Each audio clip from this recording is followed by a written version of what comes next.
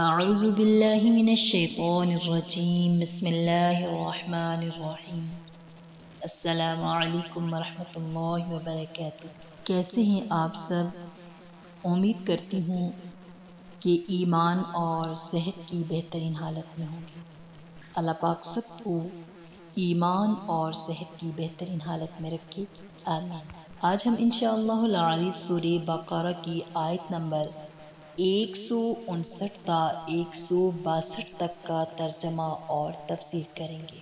ان الذين يكتمون ما انزلنا من البينات والهدى من بعد ما بيناه للناس في الكتاب، بے شک جو لوگ چھپاتے ہیں جو اللہ نے کھلی نشانیاں اور ہدایت نازل کی اس کے بعد کہ ہم نے اسے کتاب میں لوگوں کے لیے واضح کر دی۔ اولئک یلعنہم اللہ ویلعنہم اللاعنون، یہی لوگ ہیں جن پر اللہ تعالی لعنت کرتا ہے اور ان پر لعنت کرتے ہیں لعنت کرنے والے۔ الا الذین تابوا واصلحوا وبینوا، سوائے ان لوگوں کے جنہوں نے توبہ کی اور اصلاح کی اور واضح کر دیا۔ فاولئک اتوب علیہم، بس یہی لوگ ہیں جنہیں میں معاف کرتا ہوں۔ وانا التواب الرحیم، اور میں معاف کرنے والا رحم کرنے والا ہوں۔ ان الذین کفروا وماتوا وهم کفار، بے شک جو لوگ کافر ہوئے اور وہ کافر ہی مر کے، اولئک علیہم لعنت اللہ والملائکۃ والناس اجمعین، یہی لوگ ہیں جن پر لعنت ہے اللہ کی اور فرشتوں کی اور تمام لوگوں کی۔ خالدین فیہا، وہ اس میں ہمیشہ رہیں گے۔ لا یخفف عنہم العذاب ولا هم ینظرون، ان سے عذاب ہلکا نہ ہوگا اور نہ انہیں مہلت دی جائے گی۔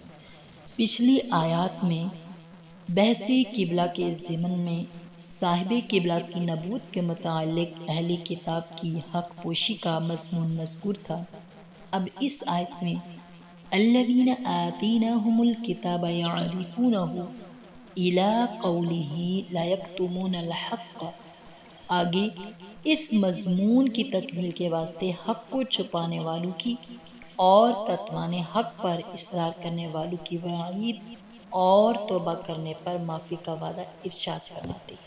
آیت مذکورہ میں ارشاد فرمایا گیا ہے کہ اللہ تعالی کی طرف سے جو ہدایات بینات نازل کی گئی ہیں ان کا لوگوں سے چھپانا اتنا بڑا جرم عظیم ہے کہ اس پر اللہ تعالی بھی لعنت کرتے ہیں اور تمام مخلوق لعنت بھیجتی ہے۔ کتمان علم کے متعلق چند احکامات ہیں۔ سب سے پہلا کہ جس علم کے اظہار اور پھیلانے کی ضرورت ہے اس کا چھپانا حرام ہے۔ رسول کریم صلی اللہ علیہ وسلم نے فرمایا، یعنی جو شخص دین کے کسی حکم کا علم رکھتا ہے اور اس سے وہ حکم دریافت کیا جائے، پوچھا جائے، اگر وہ اس کو چھپائے گا تو قیامت کے روز اس کے منہ میں اللہ تعالی آگ کا لگام ڈالیں گے۔ دوسرا یہ کہ اس سے یہ معلوم ہوا کہ جس کو خود صحیح علم حاصل نہیں اس کو مسائل اور احکام بتانے کی جرات نہیں کرنی چاہیے۔ تیسرا یہ ہے کہ علم کو چھپانے کی یہ سخت وعید انہی علوم اور مسائل کے متعلق ہے جو قرآن اور سنت میں واضح بیان کی گئی اور جن کے ظاہر کرنے اور پھیلانے کی ضرورت ہے، وہ باریک اور دقیق مسائل جو عوام نہ سمجھ سکیں بلکہ خطرہ ہو کہ وہ کسی غلط فہمی میں مبتلا ہو جائیں گے، تو ایسے مسائل اور احکام کا عوام کے سامنے بیان نہ کرنا بہتر ہے، اور وہ کتمان علم کے حکم میں نہیں ہے۔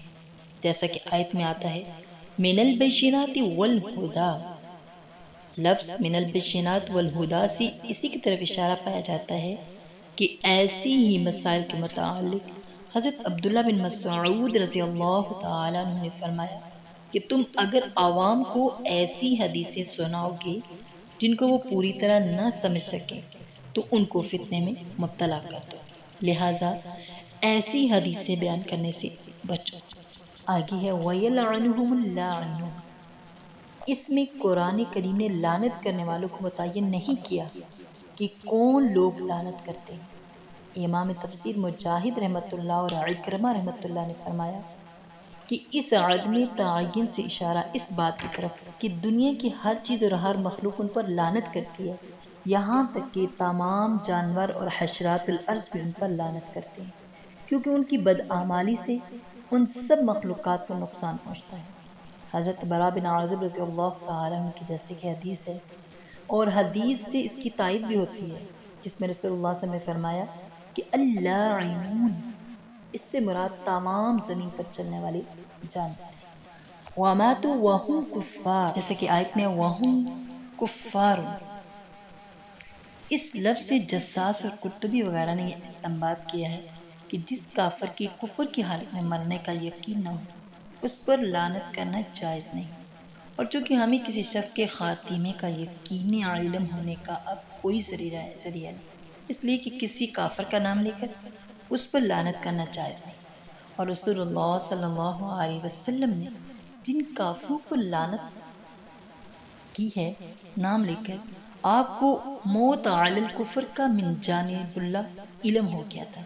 البتہ عام کافروں اور ظالموں پر بغیر تعین کے لعنت کرنا درست ہے۔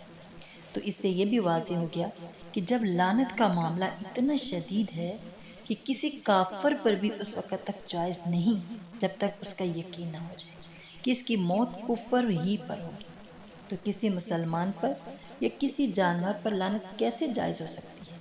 اور عوام اس سے بالکل غفلت میں ہیں، خصوصاً عورتیں کہ بات بات پر لعنت کے الفاظ اپنے متعلقین کے متعلق استعمال کرتی رہتی ہیں، اور لعنت صرف لفظ لعنت ہی کے کہنے سے نہیں ہوتی، بلکہ اس کے ہم معنی جو بھی الفاظ ہیں وہ بھی لعنت ہی کے حکم میں ہیں۔ تو لعنت کے اصلی معنی کیا ہے؟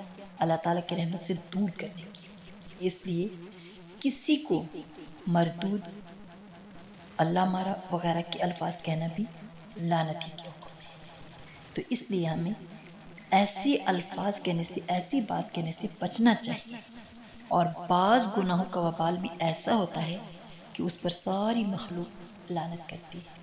تو اللہ پاک ہمیں عمل کی توفیق عطا فرمائے اور ان چیزوں سے ہمیں بچنے کی توفیق عطا فرمائے جس سے قرآن ہمیں روکتا ہے، بتاتا ہے یہ چیز ہمارے لیے جائز ہے، یہ جائز نہیں ہے، یہ حرام ہے، یہ حلال ہے۔